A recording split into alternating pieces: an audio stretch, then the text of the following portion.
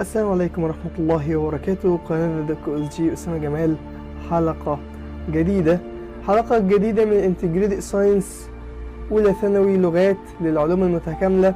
عايزين يا شباب إن شاء الله النهاردة نحل على شابتر السويل التربة. هنحل وهنراجع وهنجيب كل جزئية من السؤال نفصصها ونرجع ناخدها من الدرس، علشان زي ما انتوا عارفين المنهج كبير جدا، فاحنا عايزين ناخد أكبر كم من المراجعة مع بعض، ان احنا نحل شابتر السويل الاسئله اللي كامله عليه من كتاب المعاصر، هنحل عليه وناخد كل سؤال نشرحه ونشوف الجزئيه بتاعته من الشرح والجزئيات اللي حوالين منه كمان، نحل ونقفل ونراجع ونذاكر كل ده مع بعض ان شاء الله في السيشن ديت.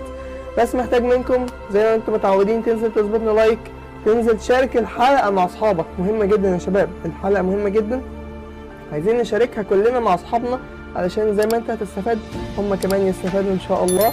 ننزل بالانترو ونرجع نكمل.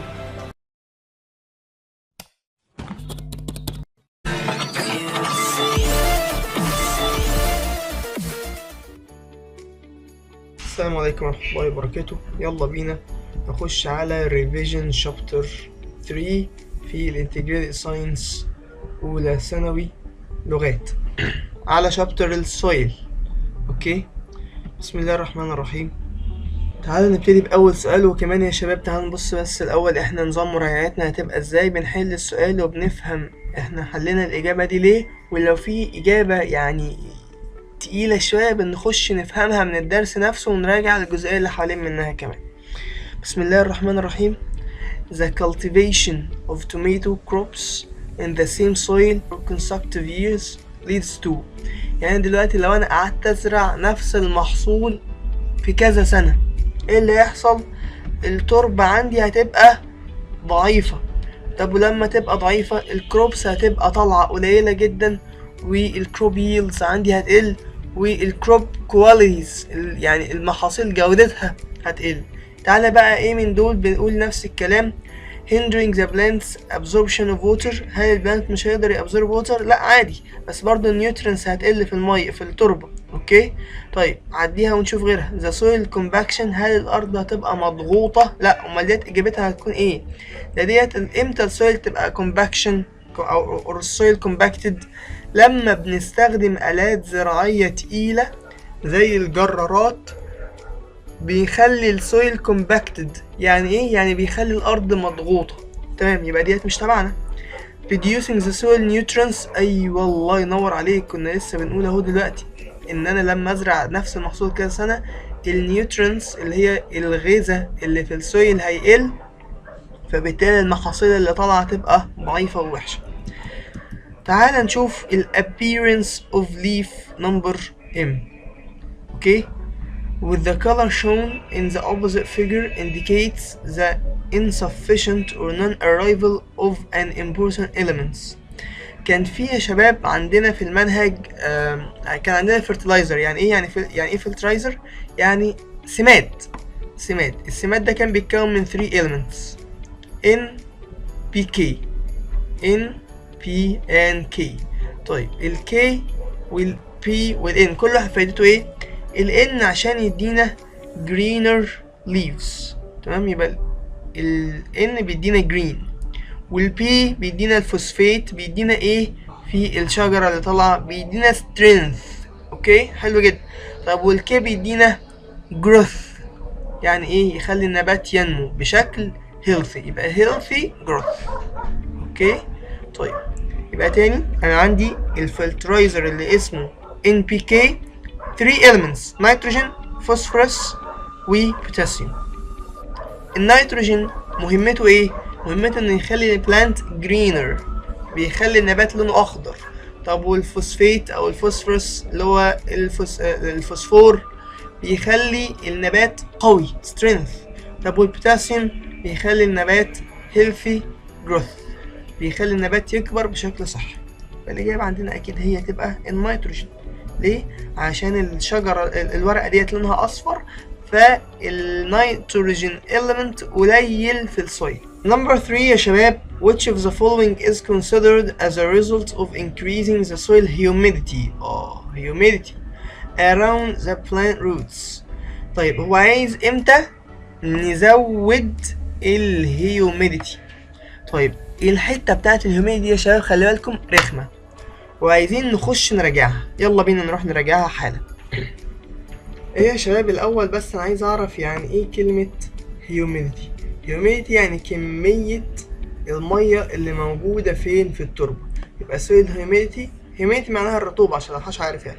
سويل هيوميديتي هي الرطوبة او المية، كمية المية اللي موجودة في المية. طيب الهيوميديتي امتى تزيد وامتى تقل؟ على حسب المية اللي موجودة في التربة. لما تزيد الهيوميديتي بتزيد ولما تقل الهيوميديتي بتقل. طب معلش يعني امثلة. طيب امتى تزيد؟ لما المية اللي في التربة تزيد. امتى تزيد؟ طيب لما يحصل مطرة. وامتى تزيد تاني؟ at increased depth. طب اشمعنى؟ عشان انا كده بقرب منين؟ من المية الجوفية underground water. فلما اقرب من المية الجوفية اللي تحت ديت يبقى انا كده بزود المية اللي موجودة في التربة، يبقى انا كده الهيوميديتي مالها بتزيد. طيب ولما يبقى في accumulation of water من الرين فولز يبقى الهيوميديتي بتزيد. طيب وهنوت لما يكون عندي ال variation of particle size، يعني السايز بتاع البارتكلز اوكي قليل. السايز بتاع البارتكلز قليل يعني ايه؟ يعني السايز بتاع التربة، البارتكلز بتاعت التربة ديت قليلة. طب ايه اللي بيحصل لما التربة يبقى البارتكلز فيها قليلة؟ المية هتفضل محبوسة مش هتعرف تخرج. فايه اللي يحصل لما الاكيوميليشن اوف ووتر يزيد؟ الهيوميديتي تزيد. طيب العكس تماما، انا لما يكون عندي البارتكلز واسعة المية هتخرج منها، فبالتالي الايه؟ المية لما تخرج منها الهيوميديتي هتقل. حلو جدا. طيب انا عايز اعرف بس كلمة السايز ديت ممكن يجيبها لك بشكل غير مباشر. ممكن يقول لك ventilation. يعني ايه ventilation؟ يعني التهوية. طيب لما السايز يبقى صغير هل هيكون في ventilation؟ لا، يبقى low ventilation meaning low size. طيب و huge ventilation meaning large particles or large size. حلو جدا. لما السالينيتي تزيد، لما السالينيتي تزيد بتبقى كمية المية قليلة، فبالتالي كمية الهيوميديتي قليلة. ولما التمبريتشر تزيد ايه اللي هيحصل؟ هيحصل evaporation للمية اللي موجودة ديت، هتتبخر. ولما المية تتبخر وتقل من التربة يبقى الهيوميديتي هي كمان ايه؟ هتقل. يبقى التمبريتشر بتزيد فيحصل evaporation فالهيوميديتي تقل. شباب احنا بنقيس المويستشر في التربة ازاي؟ بالمويستشر ميتر. طب سؤال بقى جامد جدا وعايز الناس تكتبه لي في الكومنتس، احنا بنقيس الهيوميديتي في الجو ازاي؟ كان ليها جهاز خدناه في الاتموسفير. اكتب لي في الكومنتس اسمه ايه وهتنزل الكومنتس هتلاقيني كاتب لك اسمه الاجابه تحت. يلا بينا نحل السؤال بتاع الهيوميديتي ان سويل. يلا بينا. اسمع يا ريس، هو بيقول لك ايه؟ الهيوميديتي بتزيد. ماشي. طيب decreasing the ventilation اهي الكلمه اللي احنا بندور عليها اهي ventilation. فاكر لما قلت لك ان كلمه سايز ممكن يجيبها لك بشكل غير مباشر عن طريق كلمة الفنتيليشن؟ يعني ايه فنتيليشن؟ يعني التهوية. وامتى التربة تبقى متهوية كويس؟ لو السايز بتاعها او البارتكلز بتاعتها السايز بتاعها كبير. طيب وامتى التربة ما تبقاش متهوية كويس؟ لو البارتكلز بتاعتها صغيرة. يبقى اول حاجة امتى الانكريز هيوميديتي؟ لما يحصل accumulation of water، يعني البارتكلز صغيرة جدا. طب يعني الفنتيليشن قليلة، يعني ممكن تبقى A وممكن تبقى C، لكن B غلط علشان الفنتيليشن فيها كبيرة يعني السايز كبير، ودي نفس الكلام غلط. يبقى احنا لازم نشوف ما بين A وما بين C. يبقى decreasing the ventilation and bacterial activity ولا decreasing the ventilation and increasing the bacterial activity؟ طيب يا شباب البكتيريال اكتيفيتي لما بتشتغل اوكي بتزود elements وبتزود المية اللي بتبقى موجودة في التربة. فلما نزود المية الهيوميديتي بتزيد، فهتبقى الإجابة number C decreasing the ventilation and increasing the bacterial activity. اوكي number 4 يا شباب which of the following is a direct impact of acid rains in the agriculture crops؟ بسرعة وبالراحة الاتنين مع بعض. يعني ايه acid rains؟ acid rains يعني يا شباب انا كان عندي سحابة انا هنا كان عندي سحابة يا شباب، السحابة دي مليانة ووتر فيبر، مية، وكان عندي جازز طالعة من الايه المصانع، دخان المصانع، industrial gases. طيب لما دخان المصانع ده دخل مع السحابة اللي مليانة مية، نزلت ايه؟ نزلت acidic rains. طيب الاسيديك رينز ديت البي اتش بتاعتها كانت كام؟ below 7. مالها؟ below 7. طيب انا محتاج بقى اعرف ايه الاضرار بتاعتها. ايه الاضرار بتاعت الاسيديك رينز ديت؟ بتبوظ التربة خالص، بتبوظها. يعني increasing the agricultural crops، يا راجل ده انا لسه بقول بتبوظها. decreasing the quality of crops, agricultural crops and their productivity، طبعا بتبهدل التربة على الاخر. enhancing the healthy growth، لا طبعا بقول لك بتبوظها.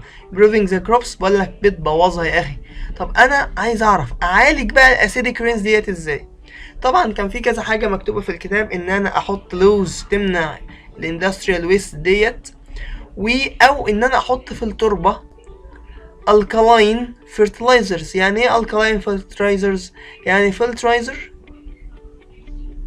اكبر من 7 في البي اتش، يعني الكالاين، علشان لما الاتنين دول يخشوا على بعض يبقى ايه؟ يبقى نيوترال، فالاسيديتي تروح. يبقى تاني، ازاي احافظ على السويل من الاسيديك رين وانا عارف ان المنطقه دي بينزل فيها اسيديك رينز؟ احط في الارض الكالاين فيرتلايزرز، سماد قلوي الكالاين up or more than 7، علشان اعادل بيه الاسيديتي بتاعت الرينز. حلو جدا. تعالى نعرف حتة جديدة من الشابتر 3، وهي كلمة withering. يعني ايه كلمة withering يا شباب؟ كلمة withering يعني التجوية او التعرية. ببساطة خالص ان انا كان عندي صخرة، الصخرة دي اوكي بفتتها، ده كلمة withering، ده كده بفتتها. بس الوذرنج كان في عندي منه كذا حاجة، كان في عندي biological withering و physical withering و chemical withering. طيب البيولوجيكال withering يعني مثلا لو عندي دودة عمالة تنخور في الايه، بتنخور في الصخرة ففتتتها. كان عندي مثلا جذع شجرة وقام ضارب الصخرة فتتتها، يبقى انا كده عندي البيولوجيكال withering. هيكسر الصخرة ديت ليه بارتكلز صغيرة منها، اوكي. طيب ده كده الايه البيولوجيكال، تمام. بعد كده الفيزيكال. طيب يعني ايه فيزيكال؟ يعني انا عندي هوا قام جه ضارب الصخرة جامد، ثندر رعد ضرب الصخرة جامد، سوري الثندر ما بيضربش اللايتنينج هو اللي ضرب الصخرة جامد، برق يعني ضرب الصخرة وفتتها. هوا، ستورم، عاصفة، اي حاجة من الكلام ده، تورنيدو، مية، المهم ان هي فتتت الصخرة. هتنزل برضو البارتكلز صغيرة جدا جدا من نفس الصخرة. طيب امال ايه بقى الكيميكال ديت يا شباب؟ الكيميكال ديت محتاجين ان احنا ايه، نقوم مغيرين اللون. ليه؟ لان انا دلوقتي عندي مية مثلا، ومية فيها سولس عالية جدا جدا جدا، نزلت على الصخرة ديت فتتتها، بس لما بقت بارتكلز صغيرة اتفاعلت وعملت كيميكال رياكشن مع البارتكلز ديت، فادتنا نوع جديد خالص من البارتكلز، فانا كده غيرت من البيدروك. يعني ايه البيدروك؟ يعني الصخرة الاساسية ديت اتغيرت، بقت السويل اللي طالعه عندي ما بقتش هي من البيدروك، ده حصلت تغيير في نوع البارتكلز اللي فيها فاتغيرت. ليه اتغيرت؟ عشان حصل كيميكال رياكشن. الكيميكال رياكشن ده جه منين؟ من الكيميكال ويذرنج. يعني ايه بقى كيميكال ويذرنج؟ يعني مثلا عندي ميه فيها سولس كتيره بقى واسيدز وكلام من ده، دخلت على الصخره فتتتها، ولما فتتتها النقط الصغيره بتاعتها ديت اتفاعلت مع الكيميكال ويذرنج، فادتنا طيب جديد جدا من البارتكلز، مش نفس البارتكلز بتاعت الصخره الام اللي هي البيدروك، مش نفس البارتكلز بتاعتها. فانا كده عملت كيميكال رياكشن باي كيميكال ويذرنج، غيرت فيها الايه نوع الصخر الاساسي. بس كده يا ريس، تعالى بقى نجاوب. انا دلوقتي قلت لك كل انواع الويذرنج. طيب تعال نشوف السؤال بتاعنا بقى، هو الجرانيت روكس. طيب حجر الجرانيت ده لما اتفتت ادانا جرانيت زيه. انا كده بتكلم فين؟ في الفيزيكال او البيولوجيكال. اوكي طيب انا دلوقتي لما جيت فتته ادتني حاجه تاني غير الجرانيت، اللي هي الكلاي والسيلت. بالمناسبه برضه نراجع الحته ديت، انواع التراب اللي عندنا، التربات ولا جامع تربه مش عارف ايه جامع عندي انواع السويلز اللي عندي، تايبس اوف سويلز، اللي هي الكلاي اللي هي التربة الطينية. طيب والسيلت ديت، السيلت اللي هي التربة الطمي اللي هي طمي النيل، يعني الايجيبشن سويل هي سيلت سويل. طب السيلت ده افتكر كان هو ميكستشر ما بين الكلاي اند الساند. طيب خلي بالك كده ولاحظ ان انا كان عندي جرانيت، فجأة لما بقى عندي فراجمنتس او بارتكلز مش جرانيت، يبقى كده حصل ايه؟ حصل كيميكال رياكشن غيرت لي من نوع البيدروك. يبقى تاني تعال بقى نجاوب. الاكس لازم تكون فيزيكال زي كده وزي كده، يبقى الاجابه نمبر A اور C. لازم نستبعد نمبر B ولازم نستبعد نمبر D. طيب يبقى تاني X is physical and Y is chemical، صح يا ابن الايه؟ امال C بيقول لنا ايه؟ X is physical and Y is biological. لا تعالى لي كده بص هنا، البيولوجيكال بيعمل ايه؟ بيديني نفس التايب اوف بيدروك. اوكي امال امتى يتغير؟ لو حصل chemical reaction by chemical weathering. يبقى الاجابه هتبقى ايه يا شباب؟ Y is chemical weathering. ودي number 6. Which soil horizon contains the largest amount of humus اللي هو الدبال. طيب تعال نراجع الحته ديت، الاجابه طبعا هتبقى توب سويل، بس تعال نراجع الحته دي كلها، التوب سويل والسب سويل. يا شباب انا عندي دوت كذا جزء من السويل. اوكي طيب انا عندي هنا هوت الهوريزون ديت، هوريزون اي ديت اسمها التوب سويل. بسرعه التوب سويل بيبقى فيها ايه؟ توب سويل بتبقى فيها الموست روتس، يعني كميه الروتس الاكبر، يعني مثلا حوالي 90% of roots موجودة في التوب سويل. يبقى موجود فيها الهيومس اللي هو المواد العضوية والأورجانيك ماتيريالز كلها اسمها هيومس. طيب الهيومس أو الدبال بيجي من إيه؟ قطة معدية قامت ماتت، ورقة وقعت ميتة واتحللت. كل الأورجانيك ماتيريالز اللي في الحيوانات، القطة اللي ماتت أو الورقة اللي وقعت واتحللت، كل ده بينزل فين؟ في التوب سويل اللي هي هنا. فبالتالي التوب سويل ديت بتبقى غنية جدا بالاورجانيك ماتيريالز والهيومس اللي هي برضو الاورجانيك ماتيريال، وبيبقى شكلها كده دارك. ليه دارك؟ علشان مليانة ايه؟ مليانة اورجانيك ماتيريالز. والعكس تماما في كلمة سب سويل، يبقى دي هنا كده سب سويل الهوريزون بي، امال دي كانت ايه؟ دي كانت توب. طيب السب سويل بقى فيها ايه؟ عكس كل حاجه. انا كان عندي فوق هنا هوت اورجانيك ماتيريالز كتيره، هنا لو اورجانيك ماتيريال. طيب هنا هو كان عندي دارك كولر، هنا عندي لايت كولر. ماشي هنا هوت عندي كان عندي هنا هوت جذور كتيره، يبقى انا كده عندي اللو روتس، يبقى اللو برسنتج اوف روتس. يبقى عندي تريبل ال، لو روتس، لو اورجانيك ماتيريالز، لايت كولر. بس البيرنت روك ديت اللي هي اصلا جايه من الويزرنج مش مهمه جدا، بس احنا خلاص عرفنا التوب والسب سويل كومباريزون. ممكن تجيلك از كومباريزون، اور طبعا في multiple choices كتيرة جدا على الحتة ديت. Which soil horizon contains the largest amount of humus اللي هي الجزئية اللي فوق اللي هي كانت top soil. Which of the following components are found inside the soil pores? Water and gases.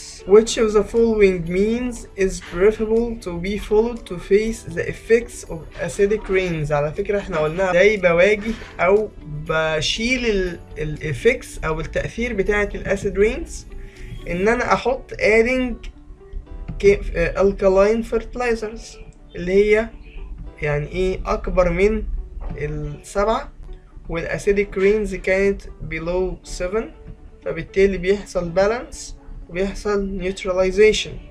هل ان انا احط كيميكال فيرتلايزرز؟ تمام، ما هو الالكلاين فيرتلايزرز ديت كيميكال، بس انت ما حددتليش هي البي اتش بتاعتها كام. the overuse of pesticides اللي هي المبيدات الحشريه، لا ما لهاش دعوه خالص. removing the polluted soil and eroding it ان انا اصلا اجرف التربه واشيلها خالص. طب ليه مش حرام؟ يعني لازم use alkaline fertilizers. تمام. which of the following doesn't maintain the moisture of the soil in dry area؟ يبقى تاني dry area يعني فيها temperature عالية جدا جدا، اوكي؟ يعني الهيوميديتي اللي فيها ايه؟ الهيوميديتي اللي في التربة قليلة جدا جدا، يبقى temperature عالية والمويستشر اللي هي الهيوميديتي قليلة. بيقول لك بقى which of the following doesn't maintain. يعني ايه maintain؟ ان انا اعمل بالانس او احاول اعالج الموضوع ده. طيب decreasing the soil salinity، كنا قلنا السالينيتي لما بتزيد الهيوميديتي بتقل. طب انا دلوقتي انا عندي decreasing the soil salinity يعني السالينيتي هتقل فالهيوميديتي هتزيد، يبقى احنا كده ده بيماينتين الموضوع. يعني ايه؟ يعني بيحاول يعمل بالانس للعبث ده. المويستشر قليله جدا بنحاول نعليها سنه علشان نعرف السويل تعيش. طب ازاي نعليها؟ ان انا اقلل السالينيتي فالهيوميديتي تزيد. improving the drainage، احسن التصريف بتاع السويل، وده كان هي نمبر بي ونمبر دي كانوا دول من ضمن الحلول بتاعه ان انا اعلي الكواليتي بتاعه التربه، سواء بقى اظبط الهيوميديتي، اظبط البي اتش، اظبط الكلام ده كله، ان انا اعمل improving drainage، احسن تصريف التربه، ما خلاش ممليه على الميه على الفاضي ولا الميه مش موجوده خالص، يبقى لازم يبقى في بالانس. وان انا اعمل supplement irrigation. يعني ايه supplement irrigation؟ يعني ما افتحش الخرطوم وافضل سايبه ب3 ساعات في التربه، فما افضلش رامي الخرطوم كده، فالميه طبعا هتخنق البلانت جامد جدا. وديت كانت من ضمن الايه الافكتس بتاعه الانكريزد هيوميديتي في التربه. لما الهيوميديتي او المويستشر او الووتر اكيوميوليشن في الميه يزيد، في التربه يزيد، البلانت مش هيعرف يتنفس، مش هيعرف ياخد بقيه المينرالز فهيموت. ودي من مساوئ الهيوميديتي طبعا، من مساوئ الهيوميديتي العاليه في السويل. فان انا اعمل سبلمنت irrigation. يعني ايه سبلمنت irrigation؟ يعني الري التكميلي. يعني ايه بقى؟ يعني انت بتلاقي كده في وسط الجناين حاجه كده طالعه وفجاه واحده تفضل تقوم ايه منطوره ميه على الاخر كده، وتقعد تلف وترفع ميه كده وترش ميه، وفجاه واحده تلاقي بنت المجنونه ديت وقفت. طب ايه؟ طيب يعني انت قاصده تغرقيني ولا ايه؟ انا مش فاهم. لا، ده ديت ليها ميعاد معين، انت بقى اللي حظك وحش جه وهي طالعه فجاه وقامت رشه شويه 5 دقايق مثلا او 10 دقايق وتقوم موقفه تاني. ده اسمها supplement irrigation. طيب increasing the soil salinity، ولما كان السالينيتي بتزيد المويستشر والميه بيقلوا، فانا كده مش بمينتين المويستشر القليله، ده انا كده بزودها، يعني بقللها تاني. يعني مش بزودها بعليها، لا انا بزودها سوءا. انا عندي مويستشر قليله فبقللها اكتر، فانا كده بزداد سوء. امال انا محتاج اعمل ايه؟ محتاج ان انا اعلي المويستشر عشان اعمل بالانس، محتاج اعمل improving drainage عشان اعمل بالانس، محتاج اعمل supplement irrigation عشان اعمل بالانس. يبقى انهي واحده اللي هي doesn't maintain the low moisture ديت؟ السؤال ده على فكره رخم يا شباب، اتمنى نكون احنا فهمناه بشكل كويس. ديت weathering خدناها لسه فوق، لسه شارحينها. what the type of this weathering؟ انا عندي ديت يا شباب جذع شجره، وادي عندي الصخره وهو قامت اتكسرت، حصل كراكس. حصل ايه؟ حصل كراكس. حصل كراكس من مين؟ من جذع الشجره هو اللي كسر الارض وضربها. يبقى انا كده بتكلم فين؟ في biological weathering. طيب هنا بقى ما كانش بيسألك ما كانش بيسألك على البيولوجيكال weathering، هو هنا بيسألك يا شباب ان الفراجمنتس اللي طالعه ديت هيحصل لها ايه. ودي كانت حته كان بيقارن لك ما بين البرايمري والسكندري مينرالز، بيقول لك الكيميكال والفيزيكال ويذرنج بيطلعوا لنا ايه، والبيولوجيكال ويذرنج بيطلعوا لنا ايه، وانهي واحد فيهم البرايمري وانهي واحد فيهم السكندري مينرالز. تعال نشوف الكومباريزون دي كده كوبي بيست، علشان بتجيلنا كتير في الامتحان وبتيجي كمان از ريتن وكومبير. يلا بينا نشوف ادي البرايمري مينرالز والسكندري مينرالز. البرايمري مينرالز بيطلع منين؟ بيطلع من الفيزيكال ويذرنج. يعني ايه فيزيكال ويذرنج؟ يعني لما يجي مثلا لايننج يضرب الصخرة، لما تيجي وينز اور تورنيدو اور ستورم تضرب الصخرة، مية تضرب الصخرة وتفتتها، فكل ده ينزل از بارتكلز الصغيرة. البارتكلز دي مليانة ايه بقى؟ مليانة irregular size، اوكي، وايه تاني؟ ورف، خشنة جدا، اوكي. يبقى ده كده الايه؟ ده كده البرايمري مينرالز جاي من الفيزيكال ويذرنج. امال السكندري مينرالز اللي هي جايه منين بقى؟ من البيولوجيكال ويذرنج، من البيولوجيكال والكيميكال ويذرنج. بيدونا ايه بقى؟ بيدونا مور ستيبل مينرالز، بيدونا مور ستيبل مينرالز. يبقى تاني الكيميكال والبيولوجيكال بيدينا مور ستيبل، امال الفيزيكال بتدينا رف و irregular size. السؤال بقى كان بيقول ايه؟ السؤال كان 2 في 1، عاوز يعرف ده انهي تايب اوف ويذرنج. عرفنا ان هو بيولوجيكال ويذرنج علشان الشجره هي اللي ضاربه الصخره. طيب البيولوجيكال ويذرنج كان بيدينا ايه بقى؟ more stable minerals. primitive minerals اللي هي primary minerals. rough minerals اللي هي primary minerals. minerals of non-uniform shape or irregular shape ديت اللي هي primary minerals. يبقى نمبر A ونمبر C ونمبر D كلهم بيطلعوا من الفيزيكال ويذرنج. الله ينور عليك يا ماي ستودنت. حلو، خش على اللي بعده. نمبر 11. نمبر 11 it's preferred to repeated the cultivation of legumes. يعني ايه legumes يا شباب؟ يعني البقوليات like beans at intervals، يعني على فترات. because they ليه لازم ازرع مثلا لو السنة بنزرع فيها محصول 3 مرات، يبقى انا لازم ازرع المحصول اللي انا عايزه، مثلا وليكن قطن مثلا، انا لازم ازرع القطن اول مرة، وفي النص لازم ازرع ليجمنتس اللي هي بقوليات، وفي الاخر لازم ازرع قطن تاني. يبقى لازم اعمل ازرع ليجمنتس at intervals، يعني على فترات ما بين كل محصول والتاني. ليه؟ عشان هو بيزود السويل فيرتيليتي. ليه ايه السويل فيرتيليتي؟ خصوبة التربة. ليه؟ عشان هو عنده نوديولز. النوديولز ديت فيها نيتروجين كومباوندز كتيرة جدا، وبتساعد النيتروجين فيكسيشن بكتيريا ان هي بتزود النيتروجين في التربة. يبقى تاني الليجمنتس البقوليات الروتس بتاعتها فيها نوديولز. النوديولز ديت بتزود النيتروجين، او فيها نيتروجين كتير بتزود النيتروجين في التربة. increase the percentage of nitrogenous compounds in the soil. yes. امال ايه provide the soil with potassium؟ لا انا بتكلم على النيتروجين. neutralize the soil؟ لا ماليش دعوة. keep the element percentage constant؟ انا بتكلم على النيتروجين مش الاليمنتس كلها. انا عايز النيتروجين يزيد في السويل، يبقى انا لازم ازرع ligaments بقوليات like beans. Number 12. The overuse of artificial nitrogenous fertilizers leads to baby blue syndrome. baby blue syndrome.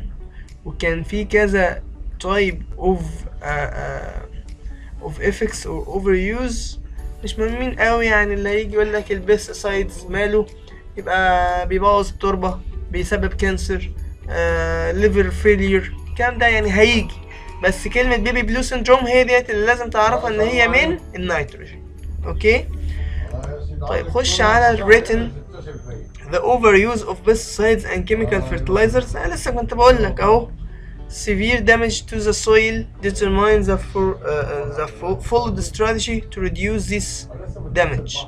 طيب احنا لازم هنا نكتب يا شباب ايه هي الافكتس بتاعتها وازاي نقللها. determine the follow strategy to reduce this damage. يبقى الإجابة هي يا شباب أنا عندي chemical اللي هي زي مين؟ زي البيستسايدز اللي هي مبيدات الحشرية. بتعمل ايه؟ بتعمل pollution للسويل، فبالتالي بتديني كارسينوجينيك. يعني ايه كارسينوجينيك؟ يعني مسبب للسرطان. carcinogenic for plants و people، يبقى 2P plants و people. طيب محتاج ان انا اظبط الموضوع ده ازاي؟ احط pesticides معروفة يعني مش مضرة، وان انا اعمل حاجة اسمها sustainable agriculture practices. يعني ايه؟ يعني استخدم organic fertilizers بدل ما استخدم fertilizers تجيب لي بيست حشرات، وبعد كده اضطر ان انا استخدم pesticides. احاول استخدم pesticides or recommended pesticides ما يكونش فيه chemicals toxic. اوكي، استخدم crops rotation. يعني ايه crops rotation؟ اللي احنا كنا لسه بنقولها الليجمنتس ما بين كل محصول والتاني as intervals. يعني مثلا لو انا عندي السنة بزرع فيها 3 محاصيل او 3 مرات، لازم على الاقل في مرة في النص ليجمنتس بقوليات. ما استخدمش الماشينز التقيلة اللي بتعمل كومباكشن للسويل. ده كل الايه الملخص المفيد بتاعت الشابتر ده وبتاعت الدرس ده بالذات، وان انا احافظ على السويل ازاي. هو ده اللي احنا هنكتبه. The reason for the soil content is determined by using NPK. قول لي دلوقتي ال NPK بيعمل ايه؟ ال N greener، ال P strong or strength، ال K healthy growth. بس محتاج ان انا استخدم انهي بقى element اكتر من التاني في الكروبس اللي طالعه، علشان ايه؟ انا محتاج ايه منهم؟ لازم تقولي بقى ال NPK ده بيعمل ايه. طيب the opposite figure مديني دلوقتي ده نوع من التربة، وده ساندي معروف جدا، وده نوع تاني انا مش عارفه. طيب انا كان عندي كذا نوع من السويلز. انا عندي clay اوكي، بعد كده sands،